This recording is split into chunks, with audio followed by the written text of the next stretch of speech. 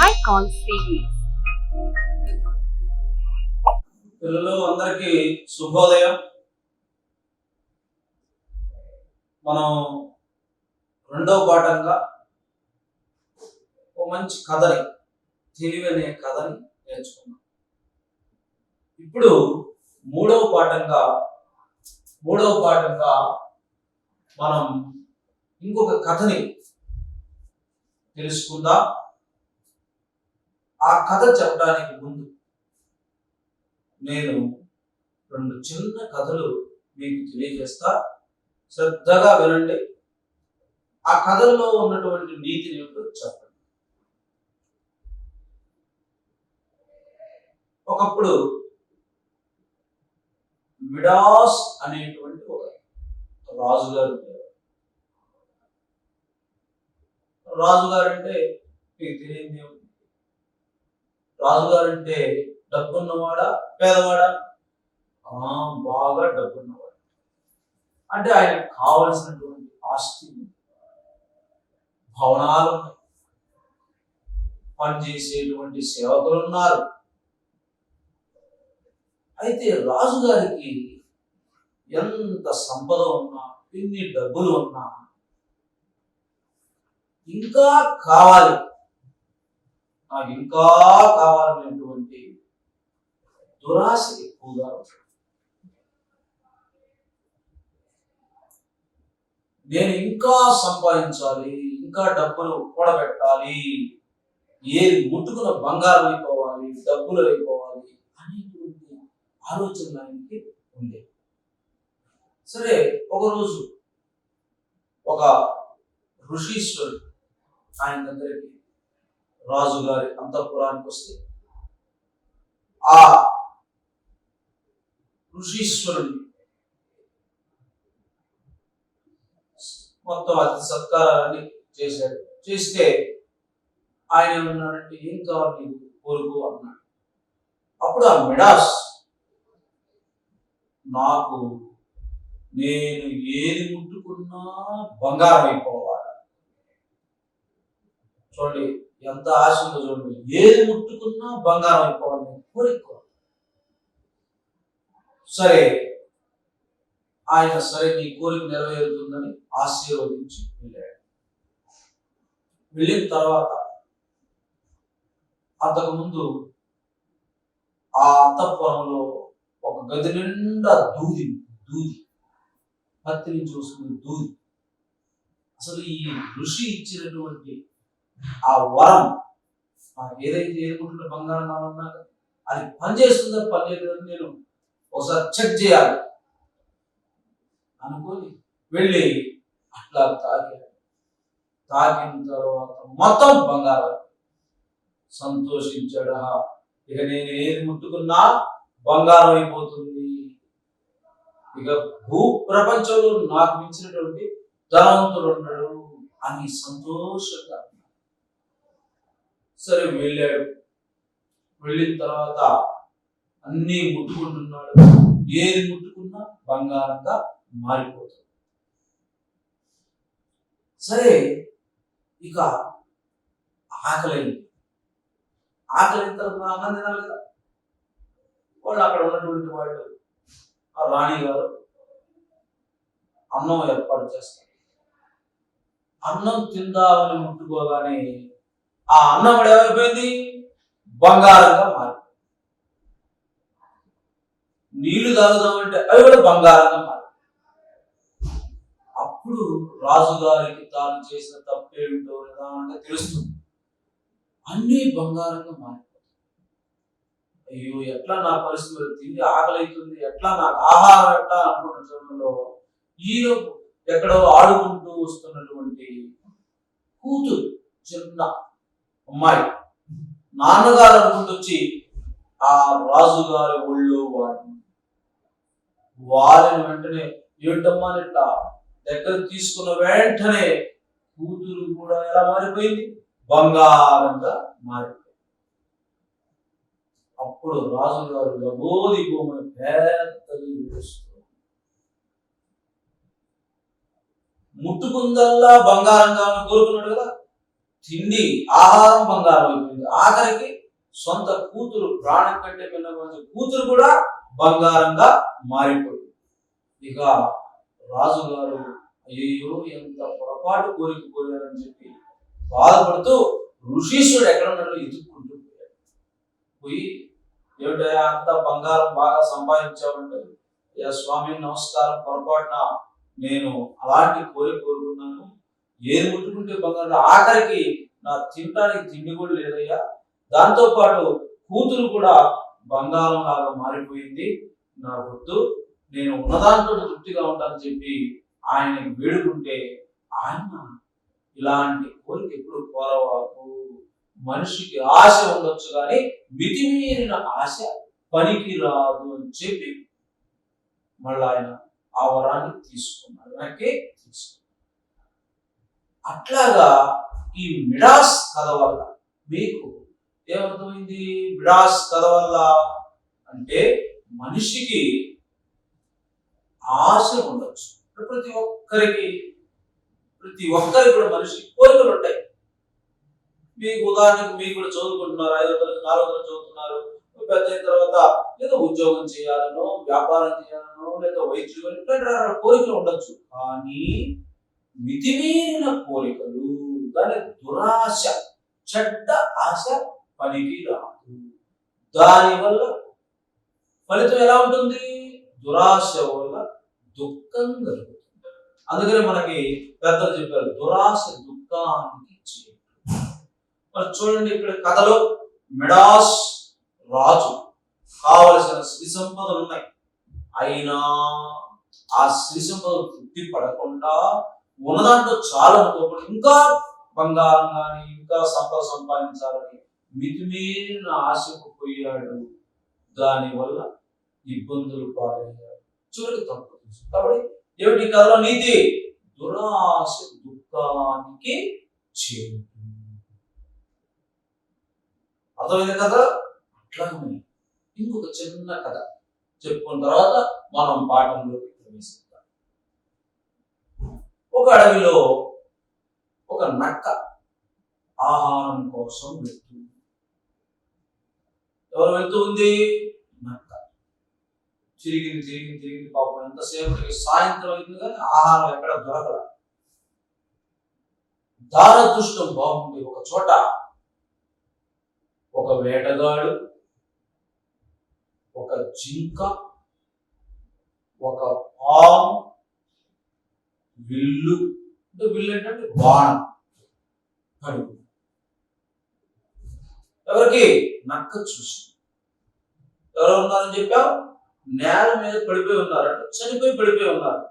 ఒక వేటగాడు, ఒక పాము, ఒక జింక, ఒక బాణం. నక్క తిరిగి ఉంది కదా, అలసిపోయింది కదా, చూసి ఆహా నాకు ఇవాళ మంచి ఆహారం దొరికింది, కావలసినంత మాంసం దొరికింది.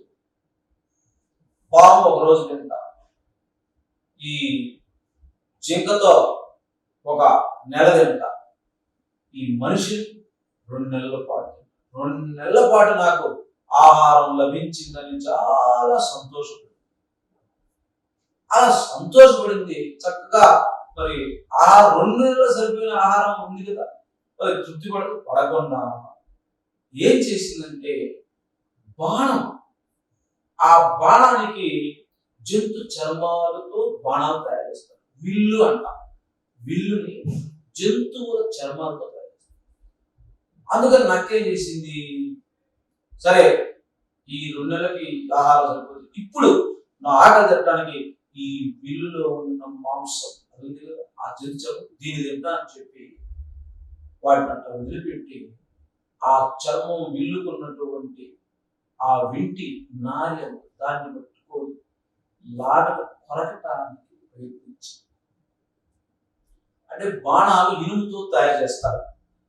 అప్పుడు ఏమైంది అంటే ఆ కొరకగానే అది కట్టినటువంటి తాడు తెగిపోయి దూరంగా పడిపోయి ఆ ఇనుము యొక్క ఎనుముగా ఉన్నటువంటి ఆ విల్లు పై భాగం వచ్చి దాని రొమ్ములు దిగిపోయి బలంగా, మరి ఇనుము దిగితే ప్రమాదంగా, ఇనుము గుండెకి తగలడం వల్ల అది గుచ్చుకొని రక్తం నక్క అక్కడే చనిపోయింది. చూడండి, ఇందాక చెప్పిన కథలు మిడాస్ అలాగైతే ఉన్నది చాలు కాకుండా చాలా అనుకోకుండా దురాశకు పోయాడు. ఇక్కడ కూడా నక్క దురాశకు పోయాడు. చక్కగా వేటగాడు దొరికాడు, చనిపోయాడు, మాంసం తినొచ్చు. మరి పాము ఉంది, జింక ఉంది, వాటితో తృప్తి పడచ్చు. ఆ వింటి నారిని కొరకాలను చూసింది, అదొచ్చేమో గుండెలకి గుచ్చుకుంది, చనిపోయింది, ప్రాణాలు విడిచింది. కాబట్టి దురాశ దుఃఖానికి చెట్టు. ఆశ ఉండొచ్చు కానీ మితిమీరిన ఆశ పనికిరాదు. దానివల్ల అనర్థాలు కలుగుతాయి, ఇబ్బందులు కలుగుతాయి, బాధలు కలుగుతాయి అని తెలియజేస్తున్నటువంటి కథలు. అయితే ఇప్పుడు మనం 3వ పాఠంగా 4వ తరగతిలో అలాంటి కథ, దురాశ వల్ల ఇబ్బందులు పడినటువంటి ఒక ముసలామె, పండు ముసలామె కథని ఇప్పుడు మనం చెప్పుకుందాం. కథ నేను చదువుతాను, మీరు కూడా చక్కగా శ్రద్ధగా చదవండి. ఎందుకంటే తెలుగులో స్పష్టంగా పలకడం రావాలి. స్పష్టంగా పలికితే రాయడం కూడా మీకు సులువుగా వస్తుంది. కథ చదువుతాను, మీరు శ్రద్ధగా చదవండి. చదివిన తర్వాత నేను ప్రశ్నలు వేస్తాను, దానికి సమాధానాలు చదువు. డబ్బులు కాసే చెట్టు. అనగనగా ఒక ఊరు. ఆ ఊరిలో నాంచారమ్మ అనే ఒక నిరుపేద విధవరాలు ఉండేది. ఆమెకు తన ఇంటి ముందు ఒక మునగ చెట్టు ఉండేది. ఆ చెట్టుకు కాసే మునగకాయలు అమ్ముకుని జీవనం సాగిస్తూ ఉండేది. కానీ ఆమెకు ధనవంతురాలు కావాలని కోరిక ఉండేది. ఇంత కష్టపడి చాలని డబ్బులు ఎందుకు సంపాదించాలి, ఊరకనే డబ్బులు రావచ్చుగా అని అనుకుంటుండేది.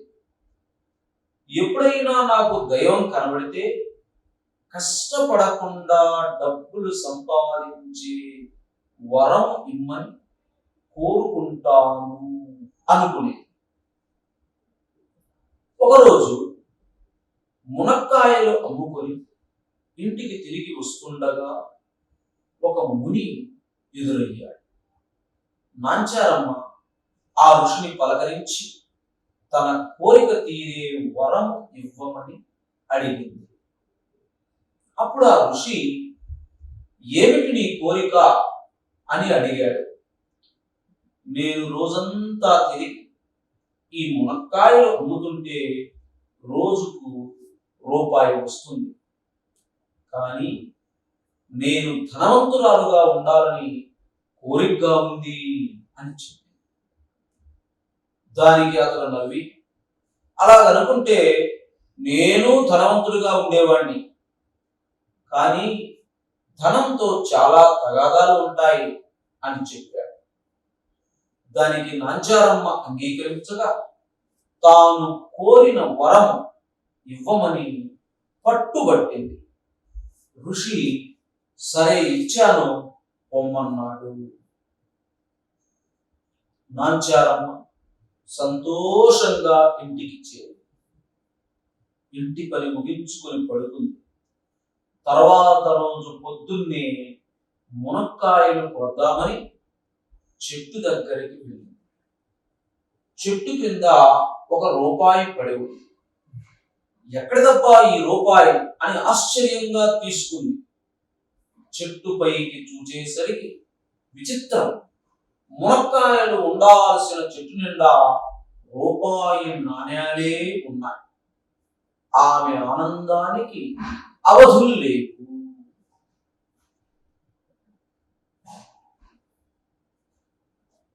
సరే, కథ చెప్పుకుందాం చూడండి.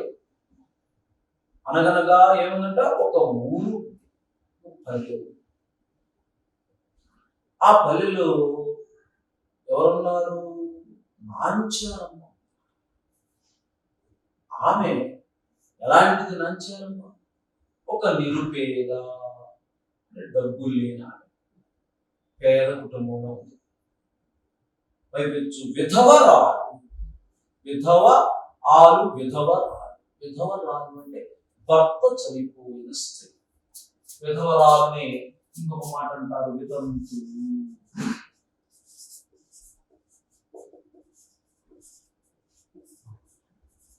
భర్త చనిపోయిన స్త్రీ.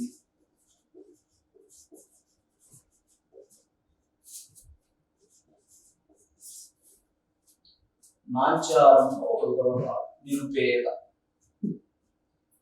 ఆ ఇంటి ముందు ఏముందట? ఒక మునగ చెట్టు. మరి ఆమెకు బతుకు తిరుగు ఎలా? రోజు మునక్కాయలు కోసుకొని వాటిని అమ్ముకొని జీవనం కొనసాగిస్తుంటే ఆమెకు బతకడానికి ఆధారం ఆ మునగ చెట్టు. ఎక్కడుంది మునగ చెట్టు? ఇంటి ముందు. అయితే ఆమెకు రోజు ఇలా ఈ మునగ చెట్టు కాయలు కోసుకోవడం, ఊళ్ళో తిరిగి అమ్మటం, ఇదంతా ఏంటి? నేను ఒక్కసారి ఉన్నట్టుగా ఉన్నదాన్ని డబ్బున్న స్త్రీ, ధనవంతురాలు కావాలన్న కోరిక ఉండేది ఆమెకు. నాంచారమ్మకు ఏం కోరిక ఉండేది?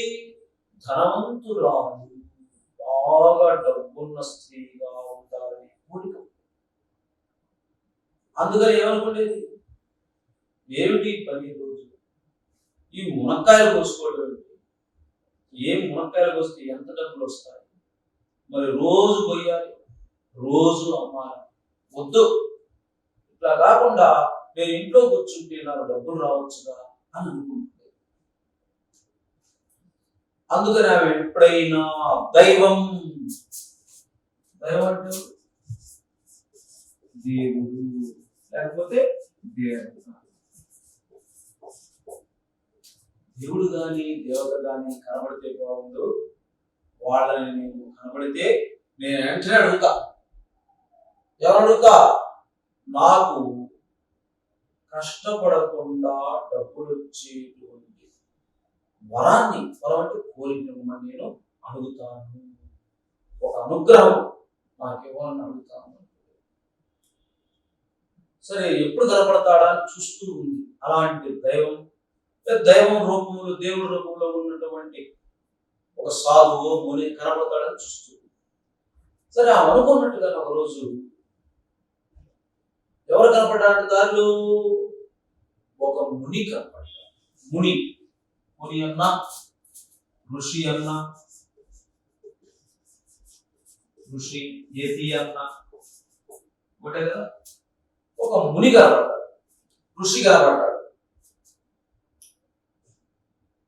ఋషి కనబడగానే ఋషికి నమస్కారం చేసి దండం పెట్టి, అయ్యా నాకు కోరిక ఉంది, ఆ కోరికను తీరవండి. సరే, ఆ ఋషికి శక్తులు ఉన్నాయి కాబట్టి ఏమిటమ్మా నీ కోరిక అని అడిగాడు. పెద్ద ఏదో చిన్న కోరిక అనుకున్నాడు. ఏదో ఇల్లు లేదనో, లేకపోతే ఏదన్నా అవసరమైన డబ్బులు కావాలో అడుగుతాను. ఆమె అడిగింది ఋషి, ఓ ఋషీశ్వరుడా, ఓ మునీశ్వరుడా, నేను రోజు ఈ మునక్కాయలు పోయటం, అమ్మటం, ఊళ్ళో తిరగటం, ఏమి డబ్బులు రూపాయి వస్తుంది రోజుకి, కానీ నాకు చాలు. నేను ఏం పని చేయకుండా ధనవంతురాల్ని కావాలి అనే కోరిక ఉంది. మీరు తెచ్చండి స్వామి అని నాంచారమ్మ కోరిక. ఎవరిని అడిగింది? ఆ ఋషిని అడిగింది, మునిని అడిగింది. ఎవరు అడిగింది? నేను ధనవంతురాల్ని కావాలి, కష్టపడకుండా నాకు డబ్బులు రావాలి. అప్పుడు ఆయన వెంటనే వరం ఇవ్వాల, ఆమె అడిగిన కోరిక తీర్చాలి. పెద్దగా నవ్వాడు. ఏమిటమ్మా అట్లా అంటున్నాం? నిజమే, నేను కూడా అనుకుంటే ధనవంతుని అయ్యేవాడిని, కానీ నీకు తెలియదమ్మా ఓ నాంచారమ్మా, డబ్బు ఉంటే దాంతో తగాదాలు వస్తాయమ్మా, గొడవలు వస్తాయి. పైపించి ఈ వయసు నువ్వు అట్లాంటి ఆలోచన పనికిరాదమ్మా అని నచ్చ చెప్పాడు. వద్దు, ఇంకో వరం కోరుకు అన్నట్లుగా చెప్పాడు. కానీ నాంచారమ్మ మొదటి నుంచి ఉంది కదా, నేను ధనవంతురాలి కావాలి, ఐశ్వర్యవంతురాలి కావాలి, వరం కోరుకుంది కదా, అందువల్ల ఆమె ఒప్పుకోవాలి. నాకు నేను డబ్బున్న దానికి కావాలి, నేనేం పని చేయకుండా నాకు డబ్బులు వచ్చి పడాలి అని నాంచారమ్మ కోరుకుంది. సరే, ఆ ఋషీశ్వరుడు కూడా సరే, కానీ మరి ఇంత పెద్దాము కదా చెప్పి, సరే నీ కోరిక తీరుతుంది పో. ఇక సంతోషంగా నాంచారమ్మ ఇంటికి వెళ్ళింది. సంతోషం వ్యతిరేకం దుఃఖం, దుఃఖం సంతోషం. ఇంటి పని ముగించుకుంది, పడుకుంది. మరుసటి రోజు పొద్దున్నే లేచి చూసి, రోజు ఏం చేసేది ఆమె, మునక్కాయలు కోసేది కదా, ఆ మునక్కాయలు కోద్దామని చెట్టు దగ్గరికి వెళ్ళేది. చూస్తే కింద ₹1 పడింది. ఆ రోజుల్లో రూపాయి అంటే బంగారు నాణ్యం అన్నమాట. ఎక్కడిదబ్బా ఈ రూపాయి అని అనుకుంది. చెట్టు పైకి చూసింది. చూసేటప్పటికి విచిత్రం, ఆశ్చర్యం, మునక్కాయ చెట్టు నిండా కాయలకు బదులుగా రూపాయలు నాణ్యాలు, రూపాయి నాణ్యాలు, బంగారు నాణ్యాలు. ఇక ఆనందానికి అవధులు లేదు, అవధి అంటే హద్దు లేకుండా పోయింది. ఎంతో ఆనందం, మితిమీరిన ఆనందం. ఎన్నో రోజుల నుంచి ఆమె అనుకున్న కోరిక ఆ రోజు నెరవేరింది. చాలా సంతోషం. నేను ఇప్పుడు దాకా ఏమైతే అనుకున్నానో, నేను ధనవంతురాలు కావాలనుకున్న రేపటి నుంచి నాకు ఈ మునక్కాయల గొడవ పోయింది అనుకున్నట్టుగా అట్లా సంతోషపడి ఇక అవన్నీ పోసుకుందాం అనుకుంది. ఇక ఆ డబ్బులతో నేను హాయిగా ధనవంతురాలు కావచ్చు అని అనుకుంటుంది. అయితే తర్వాత ఈ విషయం ఊరంతా తెలిసింది. ఇంకేముంది, ఊరంతా చెట్టు కింద పోగై రూపాయల కోసం ఒకరిని ఒకరు నెట్టుకోసాగారు. రూపాయలన్నీ కోసుకున్న తర్వాత కొందరు రూపాయలు కాసే చెట్టును మనం కూడా నాటుకుందామని కొమ్మలను నరుక్కుని వెళ్ళారు. చివరకు మోడుగా ఉన్న మొత్తు తప్ప రూపాయలు మిగలలేదు. నాంచారమ్మ కనీసం చెట్టైనా ఉంటే దానికి కాసే మునక్కాయలు అమ్ముకొని జీవనం సాగించేదాన్ని. ఇప్పుడు చెట్టు లేదు, రూపాయలు లేవని అక్కడే కూలబడింది నాంచారమ్మ. ఉన్నదానితో సంతృప్తితో ఉండాలి, దురాశ దుఃఖానికి చెట్టు. సరే, మరి నాంచారమ్మ చెట్టుకి ఏమొచ్చాయి? రూపాయి నాణ్యాలు వచ్చాయి. దాంతో మరి నాంచారమ్మ సంతోషంగా ఉందా? మితిమీరిన సంతోషం. ఆమె సంతోషానికి హద్దే లేకుండా పోయింది, అవధులు లేకుండా పోయింది. ఇక తిరిగేలేదు నాకు అనుకున్నాను. రోజు ఆ బంగారు నాణ్యాలతో నాకు ఈ మునక్కాయలు పోయాల్సిన పని లేదు అనుకుంది, ఊర్లో పోవాల్సిన పని లేదు అనుకున్నది, ఇంకా తిరగాల్సిన పని లేదు, నేను ధనవంతురావాలని ఆమె అనుకుంటూ ఉన్న సమయంలో ఆ నోట ఈ నోట ఏం జరిగింది, పల్లెలో ఆ ఊరు మొత్తం తెలుసు. తెలిస్తే ఎవరైనా ఊరుకుంటారా? డబ్బులు ఉన్నాయంటే ఊరుకుంటారా? చోట అవి ఊరకొచ్చి ఊరుకుంటారా? ఇక ఊర్లో వాళ్ళందరూ చెట్టు దగ్గరకు వచ్చారు. చెట్టు దగ్గరకు వచ్చి నెట్టుకున్నారు. విపరీతంగా జనాలు గుంపులు గుంపులకు వచ్చారు. వచ్చి ఒకళ్ళ మీద పడి ఒకళ్ళు ఆ నాణ్యాలను లాక్కున్నారు. లాక్కునేటప్పటికి ఒక్క నాణ్యం కూడా చెట్టు మీద మిగలలేదు. మిగలపోగా ముందు వచ్చిన వాళ్ళు నాణ్యాలను తీసుకుపోతే వెనక వచ్చిన వాళ్ళు చూస్తే మునక్కాయ ఉంది, వాటిని తీసుకున్నారు. తీసుకొని కొంతమంది ఈ చెట్టు కనుక మన ఇంట్లో ఉంటే మన ఇంట్లో కూడా బంగారు నాణ్యాలు వస్తాయని చెప్పి కొమ్మలు నరుక్కున్నారు. నరుక్కొని ఆ కొమ్మను తీసుకుపోయి వాళ్ళ ఇంట్లో నాటుకున్నారు. తీరా చివరికి ఏం మిగిలింది? ఆ పచ్చడి చెట్టు కాస్త మోడులాగా మోడంటే ఎండిపోయిన చెట్టులాగా, ఏం ఆకులు లేకుండా ఎండిన చెట్టులాగా మారిపోయింది. నాణ్యాలు పోయినాయి, మునక్కాయలు పోయేటప్పటికి నాంచారమ్మ చూసి ఏడ్చింది.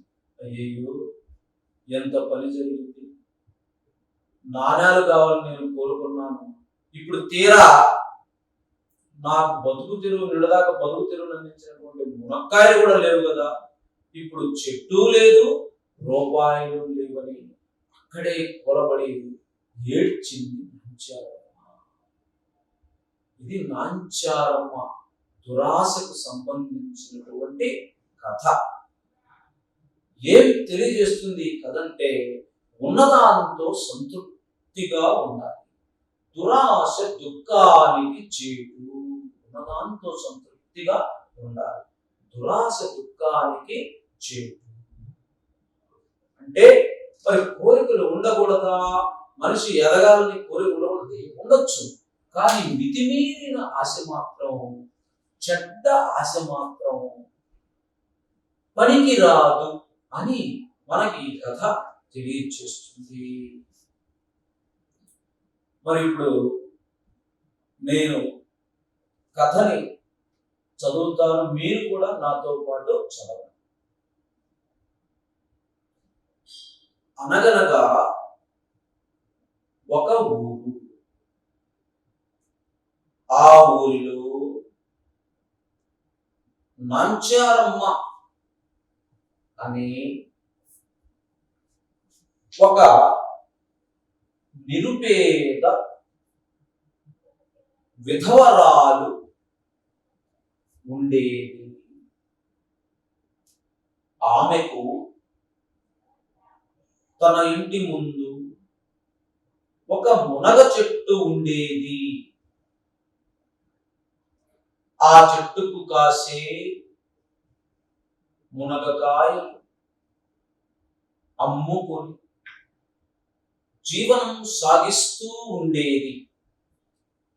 కానీ ఆమెకు ధనవంతురాలు కావాలని కోరిక ఉండేది.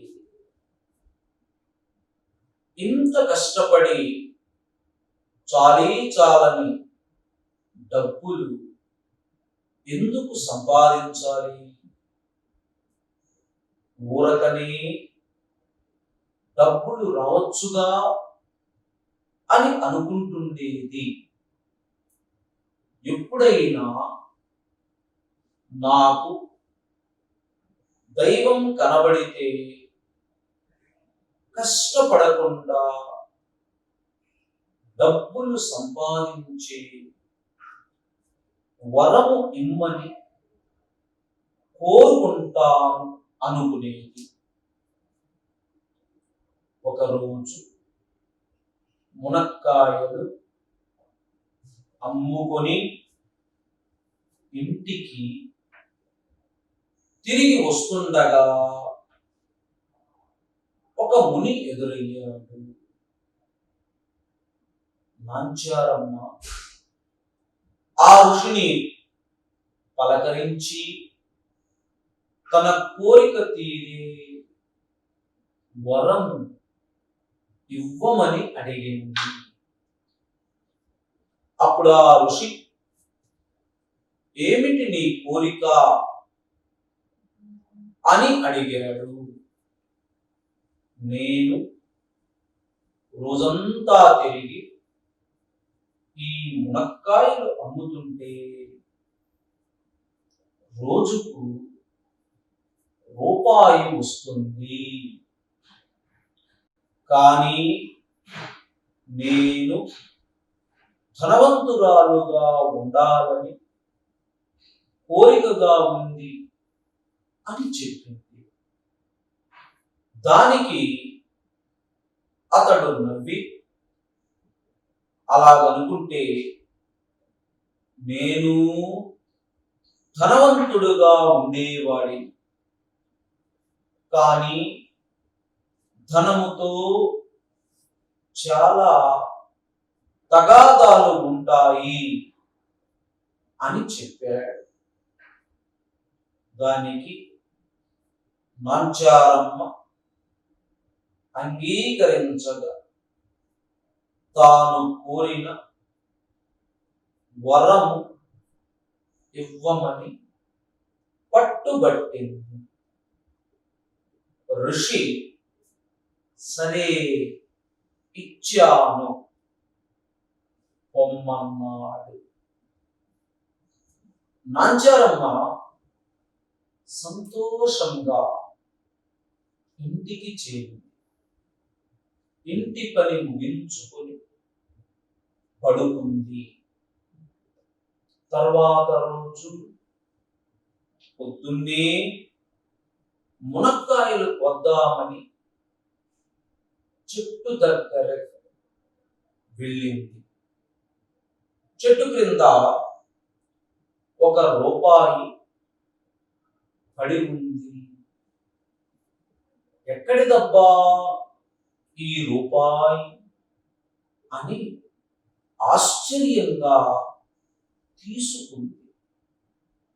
చెట్టు పైకి చూచేసరికి విచిత్రం, మునక్కాయలు ఉండాల్సిన చెట్టు నిండా రూపాయి నాణేలు ఉన్నాయి.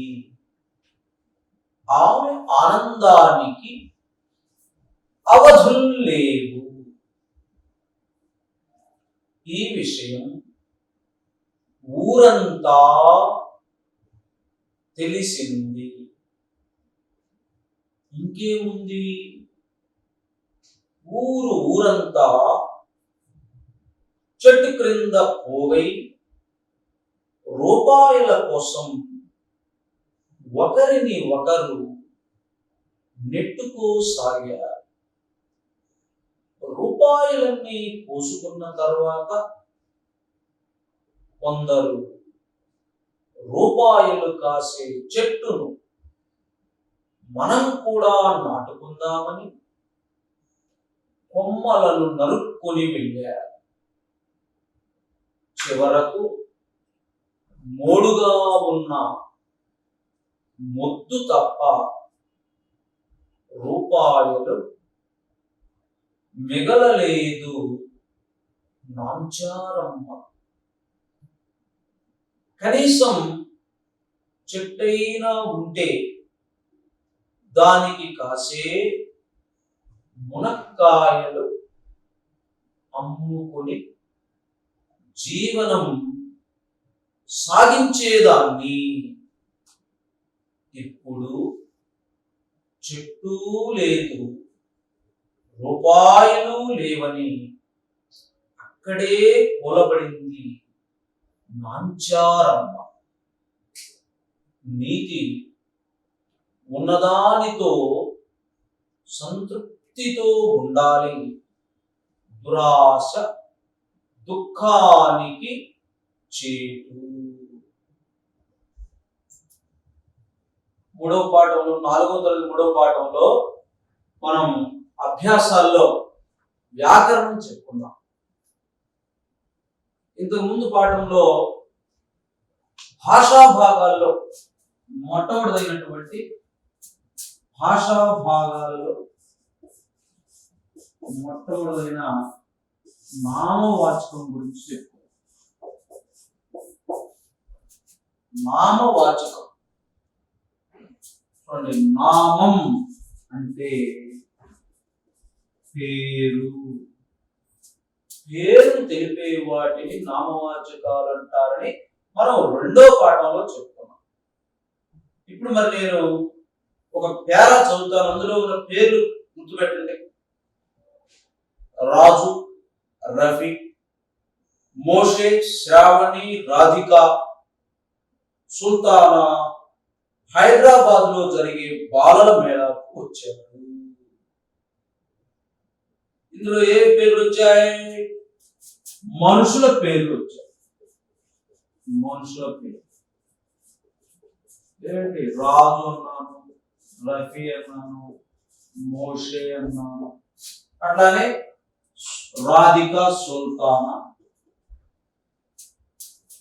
ఎక్కడన్నాడు? హైదరాబాద్ అంటే అక్కడ ఏంటది? నగరం పేరు కూడా వచ్చింది. నగరం పేరు హైదరాబాద్. ఇంకా వస్తాయి చూడండి. వీరు కరీంనగర్, గుంటూరు, బాసర, కాకినాడ, అనంతపురం ఇలా రకరకాల ప్రాంతాల నుంచి వచ్చారు. ఇక్కడ ఏ ఊరు వచ్చాయి? హైదరాబాదు, కరీంనగర్, గుంటూరు ఇట్లా వచ్చాయి కదా. ఇవి నగరాల పేరు, ఊర్ల పేరు. తర్వాత వాళ్ళ ఊళ్ళ నుంచి వచ్చేటప్పుడు రకరకాల పండ్లు తెచ్చారు. ఏమిటి? ఒకరేమో అరటి, ఆపిల్, మరొకరు బత్తాయి, సపోటా రకం పండ్లు తెచ్చారు. పండ్లు ఏమి తెచ్చారు? పండ్ల పేర్లు. పండ్ల పేరు, నగరం పేరు. ఏమి పండ్లు? బత్తాయి, నారింజ ఇట్లాంటివి తెచ్చారు కదా, సపోటా ఇట్లాంటివి తెచ్చారు. ఇక్కడ పండ్ల పేర్లు వచ్చాయి. ఈ రకంగా చూడండి, మనుషుల పేర్లు, నగరం పేర్లు, పండ్ల పేర్లు, అలానే మరి పర్వతాల పేర్లు. కొన్ని పర్వతాల పేర్లు చెప్పండి. హిమాలయ పర్వతాలు, వింధ్య పర్వతాలు, ఇట్లా హిమాలయ, వింధ్య పర్వతాలు, సాత్పురా పర్వతాలు, నీలగిరి కొండలు. అలాగనే పూల పేర్లు కొన్ని చెప్పండి. పూల పేర్లు చామంతి, బంతి, జాజి, సన్నజాజి, విరజాజి. పూల పేర్లు. నగరాల పేరు, మనుషుల పేరు. పక్షుల పేరు చెప్పండి కొన్ని. పక్షుల పేరు చిలుక, కాకి, ఇట్లాగా పక్షుల పేరు. ఇట్లాగా ఏ పేర్లైనా సరే పేర్లను తెలియజేసే వాటిని ఏమంటాం? నామవాచకం. పేర్లను తెలియజేసే పదాలని నామవాచకం అంటాం అని మనం రెండవ పాఠంలో తెలుసుకున్నాం. ఊళ్ళ పేర్లు కావచ్చు, మనుషుల పేర్లు కావచ్చు, పండ్ల పేర్లు కావచ్చు, పక్షుల పేర్లు కావచ్చు, పూల పేర్లు కావచ్చు, ఇట్లా ఏ పేరైనా దాన్ని నామవాచకం అంటారు అని చెప్పుకున్నాం. ఇప్పుడు ఇక మనకి పాఠములో ఏమిటి ప్రశ్న? ఈ పాఠములో వచ్చిన నామవాచకాలను రాయండి. ఈ పాఠం మనం చదువుతున్నటువంటి డబ్బులు కాసే చెట్టు పాఠంలో నామవాచకాలు చూడండి. మొట్టమొదట ఆ విధవరాల పేరు నాంచారమ్మ. నాంచారమ్మ అనేది నామవాచకం. నాంచారమ్మ నామవాచకం. చెట్టు పేరు వచ్చింది. చెట్టు మునగ చెట్టు, మునగ. అట్లానే వరం ఇచ్చినటువంటి ఋషి. అలాగనే చెట్టుకు కాసిన ఏమిటి? నాణ్యాలు, నాణ్యము. ఇవన్నీ కూడా నామవాచకాలే. అట్లానే పాఠంలో చూడండి, ఇంకా పరిశీలించండి. ముని, ఋషి, మునక్కాయలు. అలాగనే చెట్టు, చెట్టు అనేది కూడా నామవాచకం. రూపాయి నామవాచకం, రూపాయి. ఇంకా పరిశీలించండి.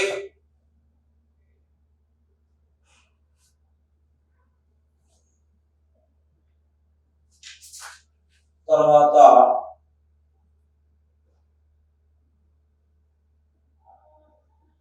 ఇంతవరకు ఇవే ఉన్నాయి పాఠంలో. ఇవే ఉన్నాయి: చెట్టు, రూపాయలు, నాంచారమ్మ. అట్లా ఇంకా మీరు మరి మొదటి పాఠంలో ఉన్న నామవాచక పదాన్ని రాసుకోవాలి.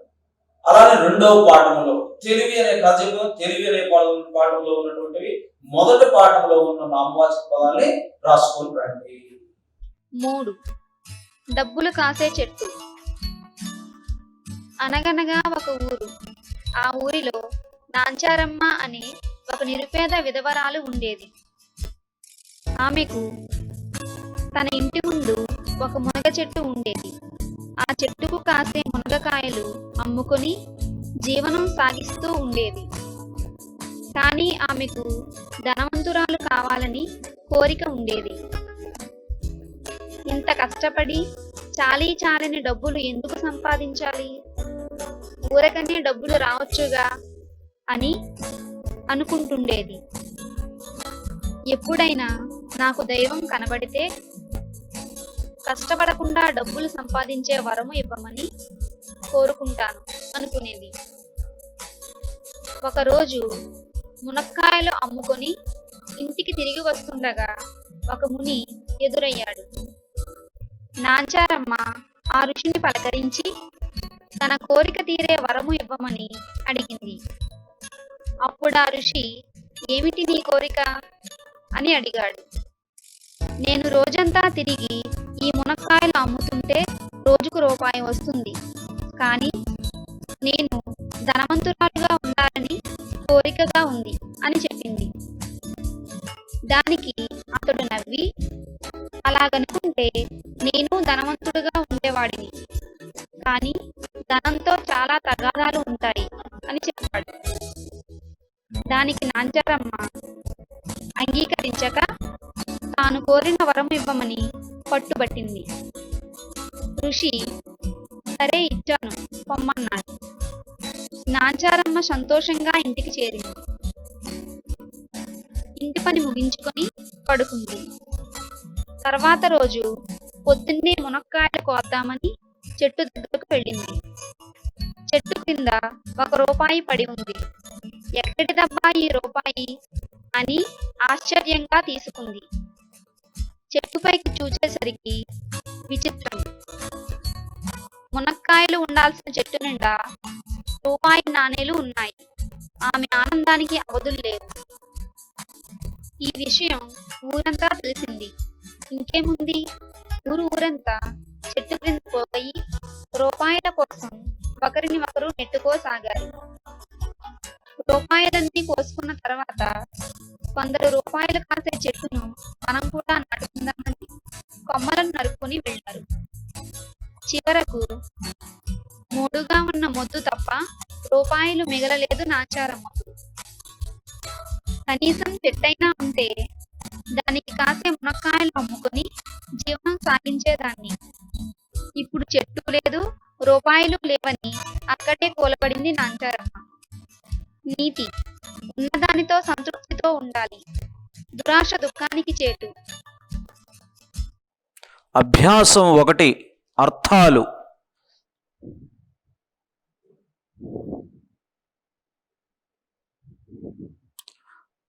నిరుపేద, చాలా పేద. విధవరాలు, భర్త చనిపోయిన స్త్రీ. జీవనం, బ్రతుకు. దైవం, దేవుడు. వరము, కోరిక. ముని, ఋషి. రోజంతా పూర్తి రోజు. తగాదాలు, పోట్లాటలు. అంగీకరించక, ఒప్పుకొనక. ఒకసారి చూడండి మరలా. నిరుపేద ఆమె కనకం ఎట్లాంటి ఆమె నిరుపేద అంటే చాలా పేదరికంలో ఉన్నటువంటి స్త్రీ, అంటే దరిద్రంలో ఉన్నట్టు. విధవరాలు, భర్త చనిపోయిన వాళ్ళని వితంతు అంటారని కూడా చెప్పుకున్నాం. జీవనం, బతకటం కోసం చేసే పని. దైవం, దేవుడు, దేవత అంటాం. వరం అంటే కోరుకోవటం, మనకి ఋషుల్ని దేవుళ్ళని కోరుకుంటాం. ముని అంటే ఋషి, యతి అంటాం. రోజంతా అంటే పూర్తిగా, రోజు మొత్తం పనిచేయటం. తగాదాలు, గొడవలు, పోట్లాట్లు. అంగీకరించకపోవడం అంటే ఒప్పుకోపోవటం. ఒకళ్ళు చెప్పిన దాన్ని మనం అంగీకరించడం అంటే ఒప్పుకోకపోవటం. అర్థాలను పరిశీలించండి.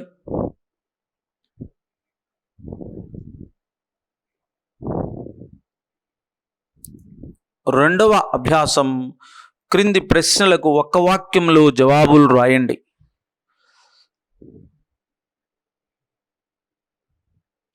ఒకటో ప్రశ్న, నాంచారమ్మ ఎక్కడ ఉండేది? ఆమెకు ఎలాంటి కోరిక ఉండేది?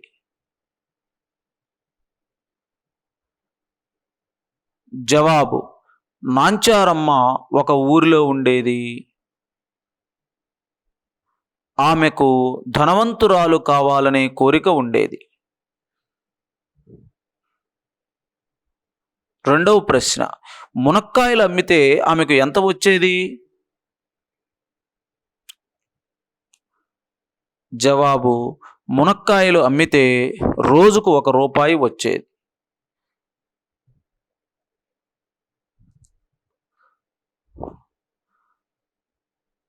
మూడవ ప్రశ్న, నాంచారమ్మకు వరము ఎవరు ఇచ్చారు?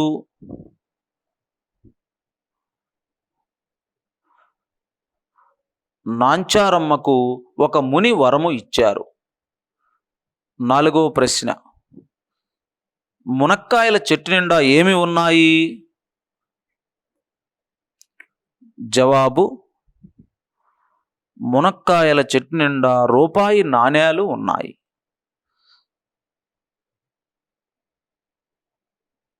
5, ఊరంతా ఎక్కడ పోగయ్యారు?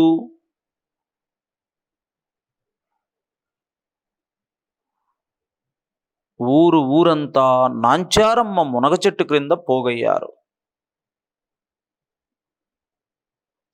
మూడవ అభ్యాసం, క్రింది ఖాళీలను పూరించండి.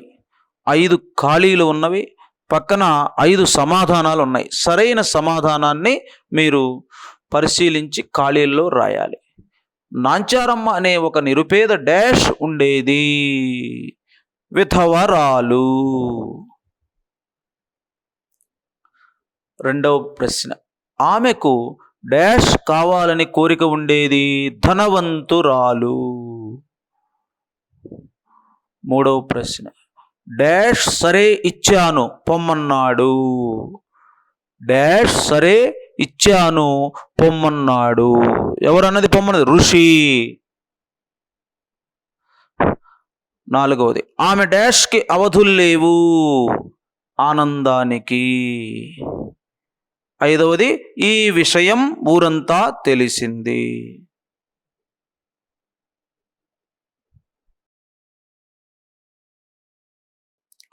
నాలుగవ అభ్యాసం, బహువచనాలు రాయండి. 1, ఊరు, ఊర్లు. 2, విధవరాలు, విధవరాండ్రు. 3, ధనవంతురాలు, ధనవంతురాండ్రు. 4, దైవం, దైవాలు.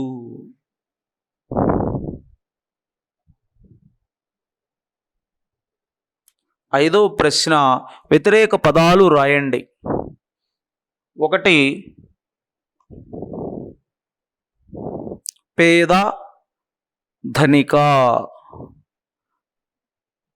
2, అమ్ము, కొను. 3, వరము, శాపము. 4, ముగించు, ప్రారంభించు.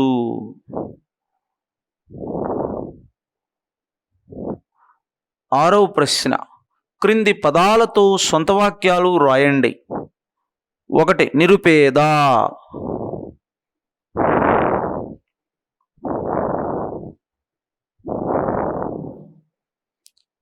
మా పేటలో నిరుపేదలు చాలామంది ఉన్నారు. 2, వరము. దేవుడిని వరము ఇమ్మని ప్రార్థిస్తాము. 3 పట్టుబట్టు. నేను పట్టుబట్టి మా నాన్న చేత పట్టులంగా కొనిపించుకున్నాను. 4 ఆశ్చర్యం. పొలము గట్టు మీద ఉన్న నెమలిని చూచి ఆశ్చర్యపోయాను. 5 కూలబడు. రవి జ్వరం వచ్చి కూలబడిపోయాడు.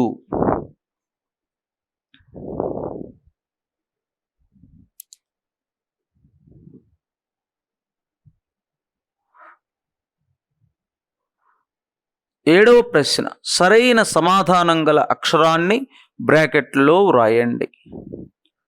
1 నాంచారమ్మ ఈ చెట్ల కాయలను అమ్మేది. కా మామిడి, గా మునగ, చ అరటి. గా మునగ. 2 ఆమెకు వరము ఇచ్చిన వారు. కా దేవుడు, గా దేవత, చ ముని. చ ముని. 3 చెట్టుకు ఉన్నవి ఎన్ని రూపాయల నాణేలు? కా 1 రూపాయి, గా 2 రూపాయలు, చ 5 రూపాయలు. కా 1 రూపాయి. 4వ ప్రశ్న చివరకు కూలబడింది ఎవరు?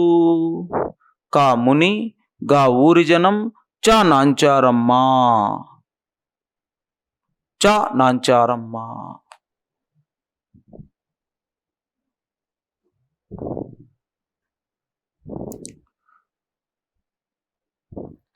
8వ అభ్యాసములో 8వ ప్రశ్న క్రింది ప్రశ్నలకు జవాబులు రాయండి. 1వ ప్రశ్న నాంచారమ్మ ఎలా జీవనం సాగించేది? జవాబు నాంచారమ్మ ఇంటి ముందు ఒక మునగ చెట్టు ఉండేది. ఆ చెట్టుకు కాసే మునగకాయలు అమ్ముకుని జీవనం సాగిస్తూ ఉండేది. 2 దైవాన్ని ఏమి కోరుకోవాలని అనుకున్నది? జవాబు దైవాన్ని కష్టపడకుండా డబ్బులు సంపాదించే వరము కోరుకోవాలని నాంచారమ్మ అనుకున్నది.